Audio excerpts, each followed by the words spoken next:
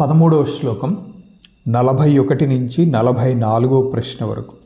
విషాద్విషం కిం విషయా సమస్తా దుఃఖీ సదాకో విషయానురాగీ ధన్యోస్తు కో యస్తు పరోపకారీ కః పూజనీయః శివతత్వనిష్ఠః.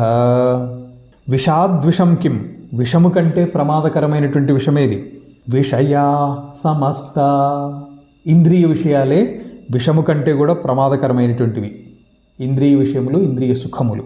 దుఃఖీ సదాకో, నిత్య దుఃఖితుడెవరు? విషయానురాగీ, సంసార భోగములలో మునిగినటువంటి వాడే, సంసార భోగములలో ఆసక్తి కలిగినటువంటి వాడే నిత్య దుఃఖితుడు. ధన్యోస్తు కో, ధన్యోస్తు కా, ధన్యుడెవరు?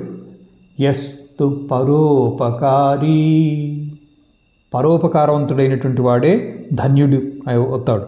కః పూజనీయః, పూజనీయుడెవరు?